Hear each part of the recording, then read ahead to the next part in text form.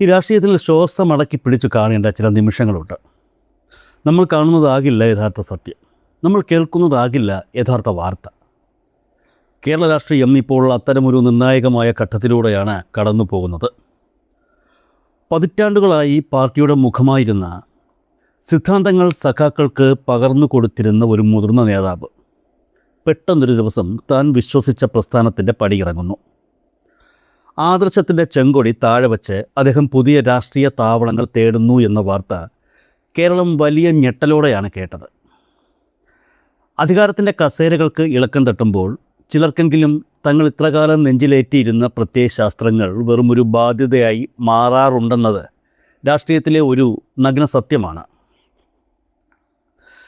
G Sudhakaran CPM വിട്ടുപോയി എന്ന വാർത്ത വന്നപ്പോൾ അത് ഏറ്റവും വലിയ ആഘോഷമാക്കിയത് മറ്റു രാഷ്ട്രീയ പാർട്ടികളാണ്, പ്രത്യേകിച്ച് കോൺഗ്രസ് ക്യാമ്പുകൾ. ഇടതുപക്ഷത്തിൻ്റെ വലിയൊരു കോട്ട തകരുന്നു, ഇനി CPMൻ്റെ അടിത്തറ ഇളകും എന്നൊക്കെ അവർ കണക്കുകൂട്ടി.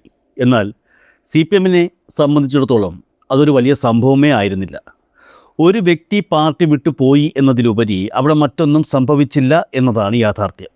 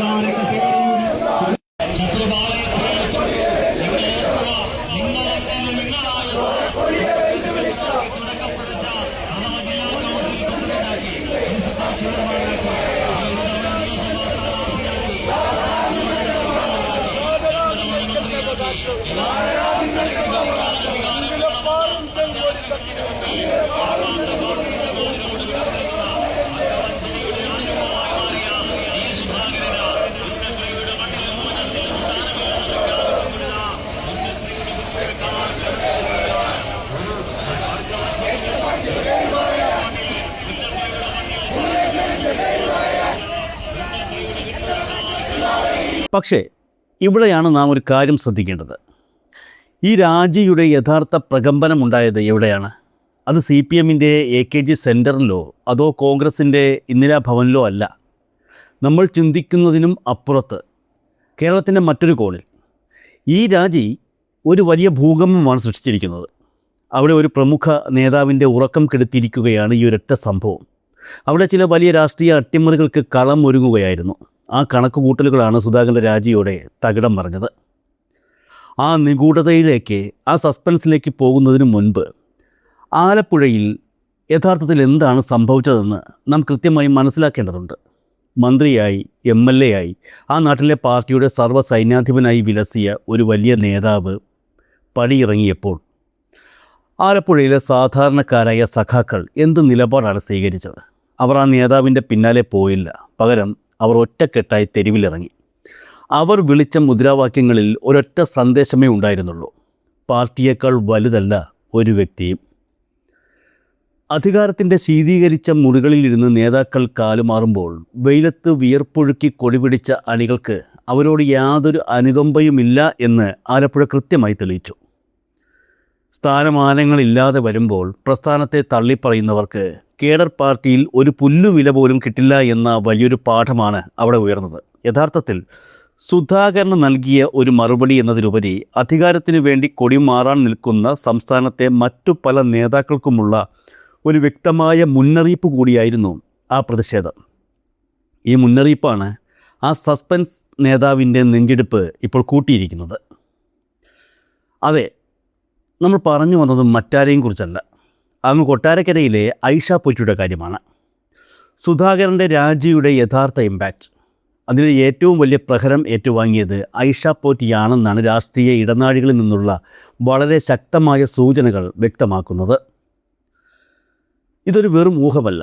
കൊട്ടാരക്കരയിൽ നിന്നും ഇപ്പോൾ പുറത്തു വരുന്ന കൃത്യമായ രാഷ്ട്രീയ സൂചനകൾ വിരൽ ചൂണ്ടുന്നത് ഈയൊരു വലിയ വഴിത്തിരിവിലേക്കാണ്. CPM വിട്ട് കോൺഗ്രസ് സ്ഥാനാർത്ഥിയായി കൊട്ടാരക്കരയിൽ മത്സരിക്കാൻ ഐഷ പോറ്റി തയ്യാറെടുക്കുകയായിരുന്നു എന്നുള്ള കാര്യം നമുക്കറിയാം. അവർ സ്ഥാനാർത്ഥിയാവുകയും ചെയ്തു. കോൺഗ്രസ് നേതൃത്വവുമായി അവർ പലവട്ടം ചർച്ചകൾ നടത്തിയെന്നും സീറ്റ് ഏറെക്കുറെ ഉറച്ചു നിന്ന സമയമായിരുന്നു ഈ കഴിഞ്ഞതെന്നുമാണ് നമുക്കറിയാവുന്ന കാര്യങ്ങൾ. എന്നാൽ അപ്പോഴാണ് ആലപ്പുഴയിൽ ആ വലിയ പ്രതിഷേധം അരങ്ങേറുന്നത്. സ്വന്തം നേതാവിനെതിരെ കേഡർ അണികൾ തിരിയുന്നത് ഐഷ പോറ്റി അപ്പോൾ മാധ്യമങ്ങളിലൂടെ കാണുന്നുണ്ടായിരുന്നു. അതോടെ അവരുടെ സകല കണക്കുകൂട്ടലുകളും 8 നിലയിൽ പൊട്ടി. ഒരു കേഡർ പാർട്ടി എങ്ങനെയാണ് ചിന്തിക്കുന്നതെന്ന് ഐഷ പോറ്റി ആ നിമിഷം തിരിച്ചറിയുകയായിരുന്നു. ഇത്ര വലിയ ജനപിന്തുണയുണ്ടായിരുന്ന ആലപ്പുഴയിലെ പാർട്ടിയുടെ അവസാന വാക്കായിരുന്ന ജി സുധാകരനെ പോലും CPM അണികൾക്ക് തെരുവിലിറങ്ങി തള്ളിപ്പറയാൻ കഴിയുമെങ്കിൽ പിന്നെയാണോ താൻ? ഈയൊരു ചോദ്യം അവരെ വല്ലാതെ ആ സമയത്ത് അലട്ടി. അധികാരത്തിന് വേണ്ടി താൻ CPM വിട്ട് കോൺഗ്രസിൽ പോയാൽ കൊട്ടാരക്കരയിലെ പാർട്ടി ഗ്രാമങ്ങൾ തന്നോട് പൊറുക്കുമോ? അണികൾ തനിക്കെതിരെ പൂർണ്ണ ശക്തിയോടെ തിരിഞ്ഞാൽ പിന്നെ തനിക്ക് കൊട്ടാരക്കരയിൽ ഒരു രാഷ്ട്രീയ ഭാവി ഉണ്ടാകുമോ? തനിക്കെതിരെ ഇടതുപക്ഷം അഴിച്ചുവിടാൻ പോകുന്ന വലിയ പ്രതിരോധ ക്യാമ്പയിനെ ഒറ്റയ്ക്ക് നേരിടാൻ തനിക്ക് ത്രാണിയുണ്ടോ? ഈ ചോദ്യങ്ങളാണ് ആ സമയം ഐഷ പോറ്റിയെ വേട്ടയാടിയത്. സുധാകരനെതിരെ ആലപ്പുഴയിലുണ്ടായ ആഞ്ഞടിയുടെ 10 ഇരട്ടി ശക്തമായ പ്രതികരണം കൊട്ടാരക്കരയിൽ തനിക്കെതിരെ ഉണ്ടാകുമെന്ന് അവർക്ക് നന്നായി അറിയാം. അതോടെ തിരഞ്ഞെടുപ്പ് ഗോതയിൽ ഇറങ്ങുന്നതിന് മുൻപേ അവരുടെ ആത്മവിശ്വാസം നഷ്ടപ്പെട്ടിരുന്നു എന്നാണ് സൂചനകൾ പുറത്തു വരുന്നത്. ഇതിനിടെ ഏറ്റവും വലിയ രാഷ്ട്രീയ പ്രതിസന്ധിയിലൂടെ കടന്നുപോകുന്നത് കോൺഗ്രസ് ക്യാമ്പാണ്. സംസ്ഥാനം ഭരിക്കാൻ തയ്യാറെടുക്കുന്ന ഒരു വലിയ പാർട്ടിക്ക് പല നിർണായക മണ്ഡലങ്ങളിലും നിർത്താൻ സ്വന്തം സ്ഥാനാർത്ഥികളില്ല എന്നുള്ളതാണ് യാഥാർത്ഥ്യം. പാർട്ടിയിൽ നിന്ന് ശക്തനായ ഒരാളെ കണ്ടെത്താൻ കഴിയാത്ത ഗതികേടിലാണ് സത്യം പറഞ്ഞാൽ കോൺഗ്രസ് നേതൃത്വം.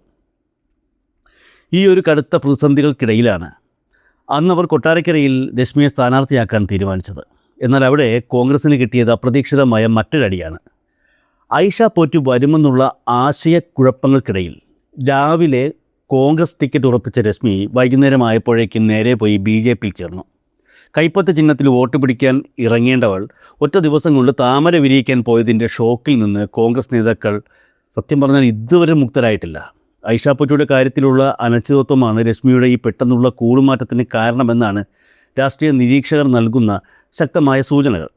ഒരർത്ഥത്തിൽ കോൺഗ്രസിനെ സംബന്ധിച്ച് അതൊരു വല്ലാത്ത ഗതികേടാണ്. സ്ഥാനാർത്ഥികളില്ലാതെ നെട്ടോട്ടമോടുന്ന കോൺഗ്രസ് നേതൃത്വം അവസാന കച്ചിത്തുരുമ്പായാണ് വീണ്ടും ഐഷ പോറ്റിയെ അന്ന് സമീപിച്ചത്. ഞങ്ങൾക്ക് ആളില്ല, നിങ്ങൾ തന്നെ കൊട്ടാരക്കരയിൽ ഞങ്ങളുടെ സ്ഥാനാർത്ഥിയായി മത്സരിക്കണമെന്ന് അവർ ആവശ്യപ്പെടുകയാണ് ഉണ്ടായത്. പക്ഷേ സുധാകരൻ്റെ എപ്പിസോഡ് കണ്ടതിന് ശേഷം ഐഷ പോറ്റിക്ക് കോൺഗ്രസ് ടിക്കറ്റിൽ യാതൊരു താല്പര്യവുമില്ല എന്ന ശക്തമായ സൂചനകളായിരുന്നു അതിനുശേഷം പുറത്തു വന്നത്.